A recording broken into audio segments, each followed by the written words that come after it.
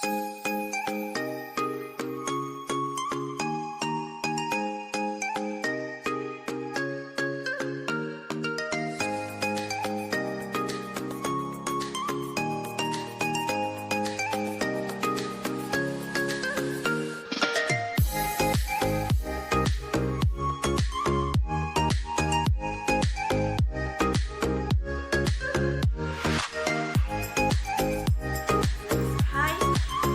nama saya Sofiati dari kelompok 4 jurusan akuntansi.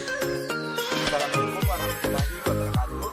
Saya Johan William dari kelompok 4 jurusan akuntansi. Perkenalkan, nama saya Alif Sari dari kelompok 4 jurusan akuntansi. Perkenalkan, nama saya Vivi Alfiati dari kelompok 4 jurusan akuntansi. Hai, perkenalkan nama saya Andriani dari kelompok 4 jurusan akuntansi.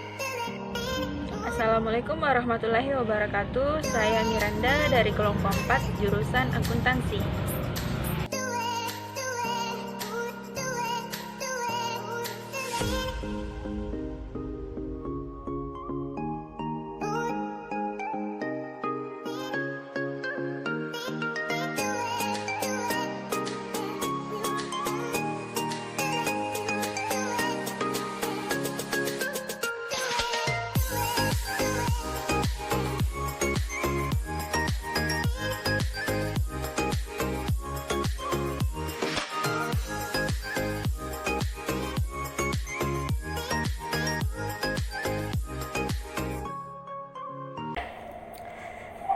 Bismillahirrahmanirrahim.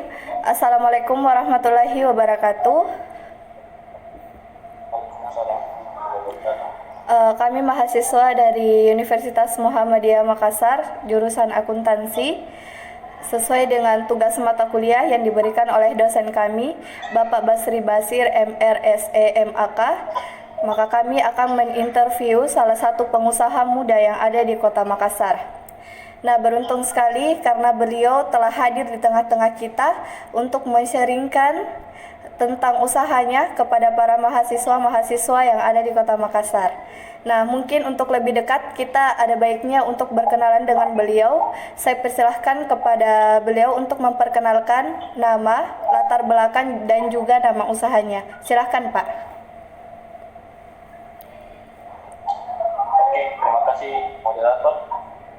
Assalamualaikum warahmatullahi wabarakatuh. Waalaikumsalam warahmatullahi wabarakatuh. Perkenalkan, nama saya Ali Arfian Mustaqim. Latar belakang saya mahasiswa, salah satu mahasiswa di kampus swasta UMI. Saya Fakultas Pertanian. Terus usaha saya itu bergerak di bidang minat, namanya Krusit. Baiklah, kalau begitu untuk di awal saya ingin bertanya dulu ya kepada Pak Aldi. Apa sih inovasi Pak Aldi sehingga berpikir untuk membangun yang namanya Krusit?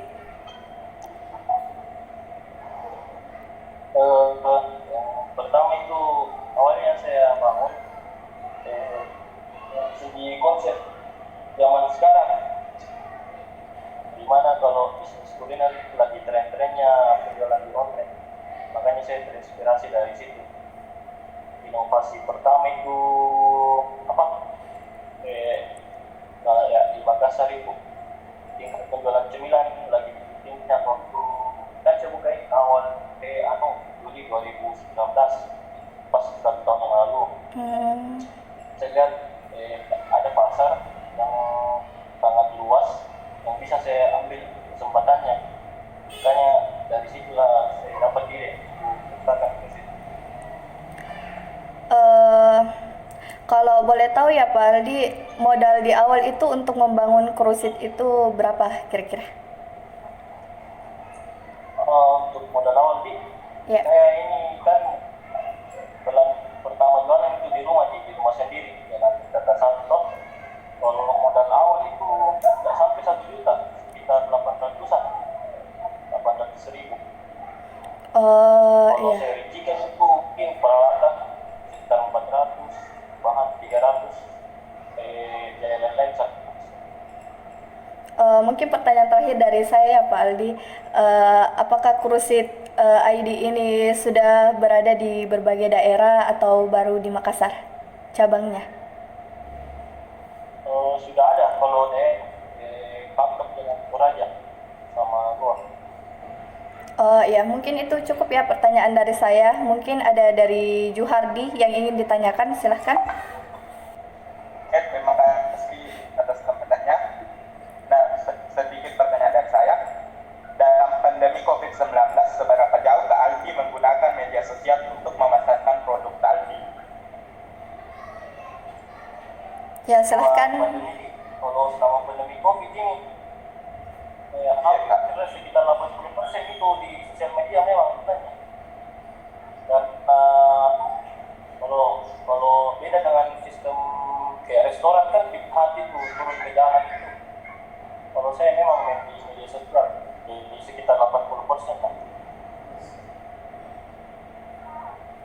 Terus, kebijakan apa yang Bapak lakukan untuk bersaing dengan pengusaha krusit yang prosesnya itu sangat laris di media sosial, apalagi masa pandemi saat ini semuanya serba online?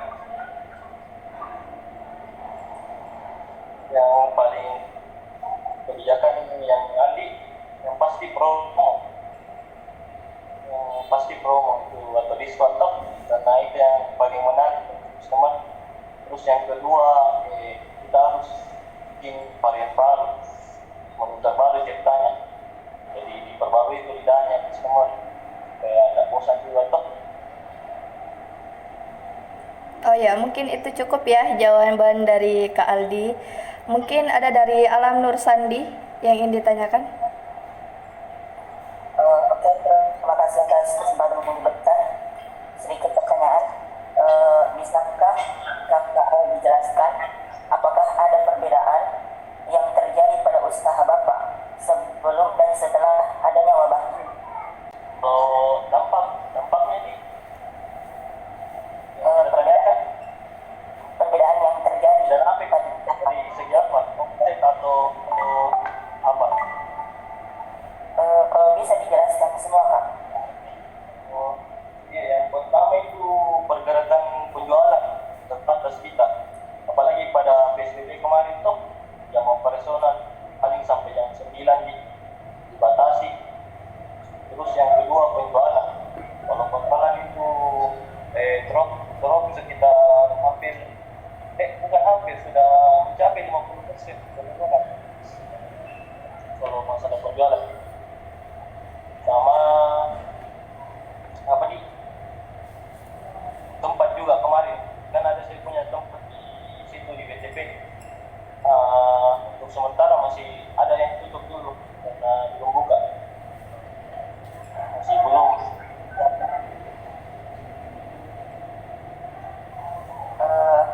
Terus apakah Bapak Kak Aldi mengalami kesulitan untuk memperoleh bahan baku produk penjualan Bapak tersebut pada masa wabah ini?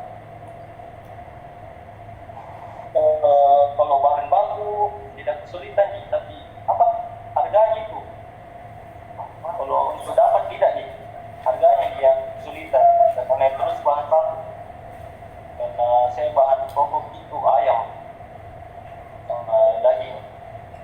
Kalau lombok tidak, alhamdulillah kesulitan dan bahan tidak, itu di harga.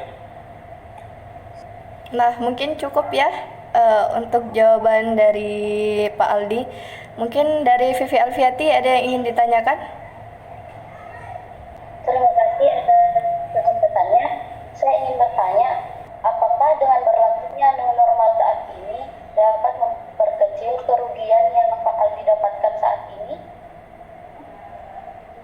Untuk konsep new normal ini, kalau saya rasa tidak, sama saja, karena masih terbatas di kontrak sama penjualan juga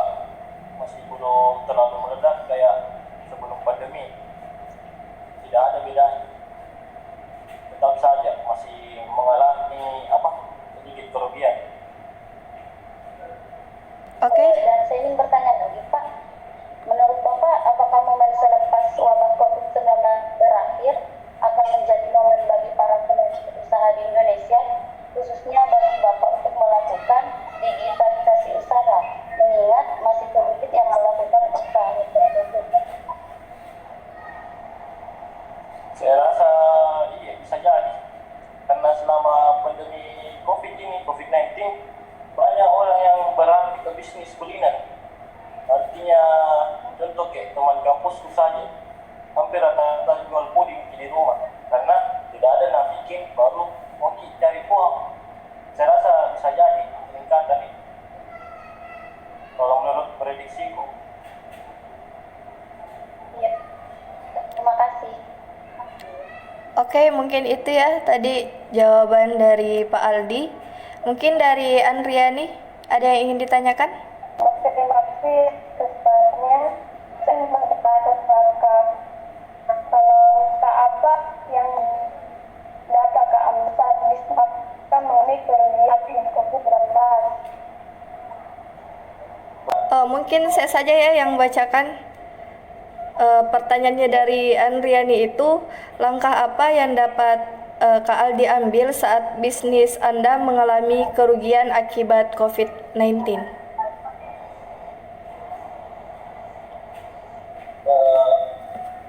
Yang pertama itu, kalau saya tidak mengurangi karyawan, kita cuma potong gaji, jadi sekitar 50% gaji.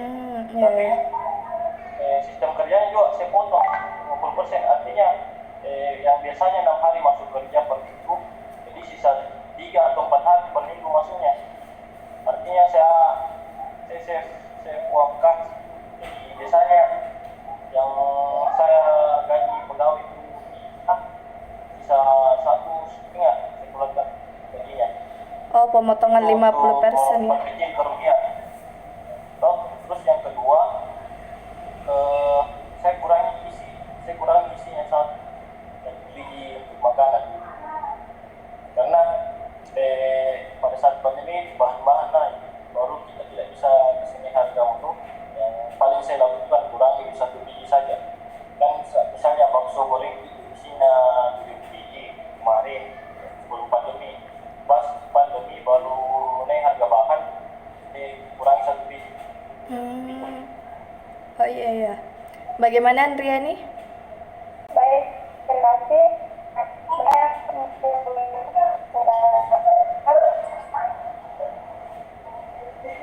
Jadi pertanyaannya itu, bagaimana cara pelanggan bisa membeli produk Anda sedangkan kondisi saat ini itu sedang pandemi COVID-19 dan harus stay di rumah, khususnya yang suka membeli secara offline? Kalau sekarang itu kan sudah new normal, jadi sudah bisa belanja outlet. Dengan syarat itu pelanggan mematuhi social distancing. Artinya kalau mengantri kita jaga jarak 1 meter. Ya, betul. Wajib pakai masker. Ya. Nah, makanya saya catat di situ di outlet, kalau tidak memakai masker, saya tidak melayani situ. Jadi kalau orang yang maupun Grab atau customer yang take away itu harus pakai masker, kalau tidak dilayani. Walaupun kemarin itu pada saat PSBB, paling mereka order di lewat online dan GoFood.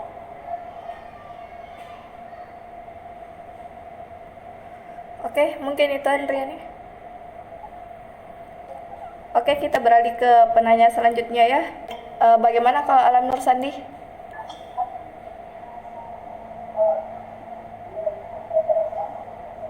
Oke, terima kasih atas kesempatannya. Saya ingin bertanya lagi, menurut analisa Kak Aldi, dalam masa pandemi COVID-19, pengusaha apa yang signifikan sangat dirugikan dan apa yang tepat dilakukan di masa pandemi ini untuk meningkatkan perekonomian? Terima kasih. Oke, silakan Pak. Yang paling terdampak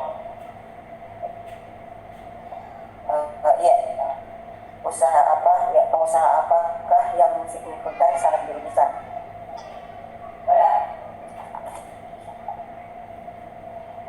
Kalau saya, yang menurutku itu kayaknya kuliner nanti paling terdampak. Karena yang pertama kemarin itu selama PSBB kan tidak boleh orang makan di tempat takeaway, makanya duduk sekali jualannya itu kalau macam kayak restoran, rumah makan, bahkan kayak brand-brand besar sangat saja enak sama. Terus kalau hal-hal yang tidak mau lakukan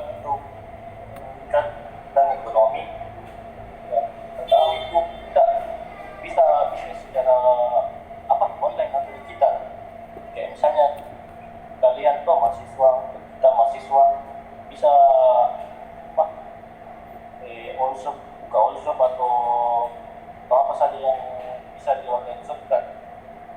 Itu lumayan itu, biar bisa 1% saja dia naikkan ekonominya, pertumbuhan ekonominya Indonesia sudah luar biasa. Kalau macam kita toh mahasiswa, kenapa tidak toh kalau mahasiswa berbisnis? Iya betul. Mungkin dari Juhardi ada pertanyaan tambahan, silahkan. Oke, sedikit pertanyaan dari saya, Kak. Dapatkah Kak Adi ini menjelaskan dan berikan 3 contoh problem utama pengusaha di masa pandemi COVID-19 ini? Halo? Ya. Kita.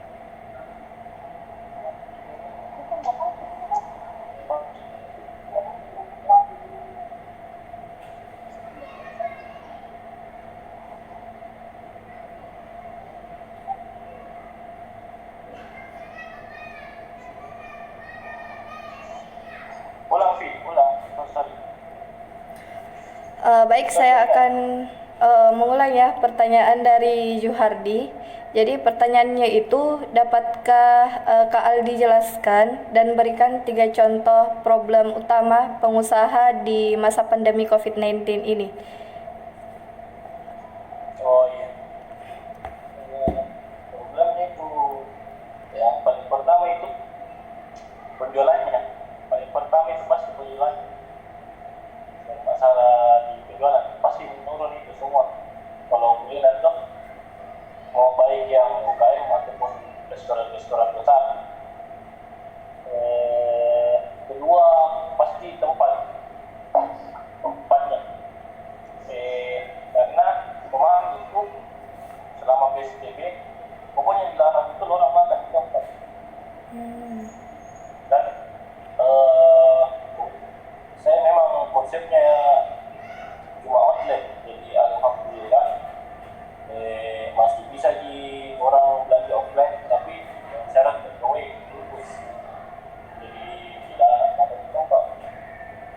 Terus yang ketiga problemnya itu masalah kebersihan.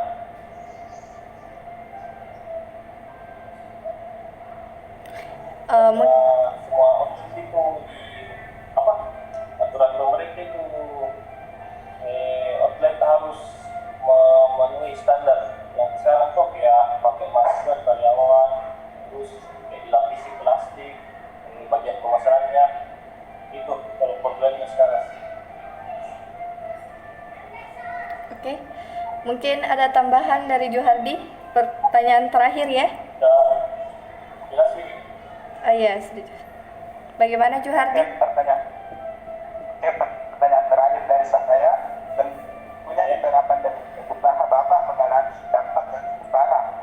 Nah, apakah ini akan membuat Kak Aldi termotivasi untuk melakukan inovasi baru terhadap produk, atau justru Kak Aldi akan mengganti usaha? Kalau dari saya itu pasti tidak inovasi baru yang dimana disesuaikan dengan konsep yang normal, karena tidak mungkin semua tinggalkan ini baru sudah besar usaha. Artinya cepat sekali menyerah. Jadi kalau menurut saya lebih ke inovasi bangsa, karena 2 hari minggu lalu baru saya bikin menu yang baru lagi. Begitu. Oke, dari teman-teman yang lain ada tambahan? Sebetulnya terakhir. Oke, silahkan. Saya terakhir. Oh iya, silahkan. Strategi apa tadi? Oke, pertanyaannya, strategi apa saja yang Bapak lakukan sehingga Bapak mampu bertahan di situasi seperti saat sekarang ini? Strategi saya itu yang pertama bikin menu konsep yang dimana itu makanannya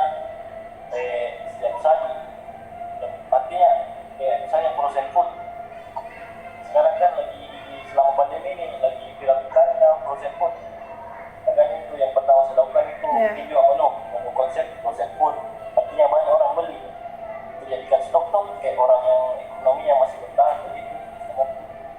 Terus yang kedua, saya selama pandemi ini saya tingkatkan endorse atau iklan di media sosial sekitar 50% peningkatan daripada normal. Jadi iklan terus endorse baik selebgram ataupun teman itu tuh yang paling endorse-nya. Terus saya juga yang ketiga adakan promo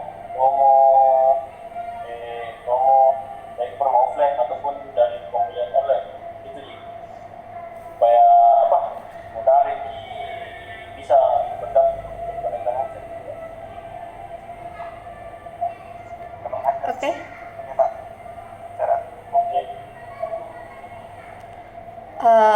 Oke, mungkin cukup ya sampai di sini dulu diskusinya. Nanti kita bisa lanjut lain waktu. Terima kasih Kak Aldi sudah menyempatkan waktu untuk diskusi dengan kami. Terima kasih ya. Assalamualaikum warahmatullahi wabarakatuh.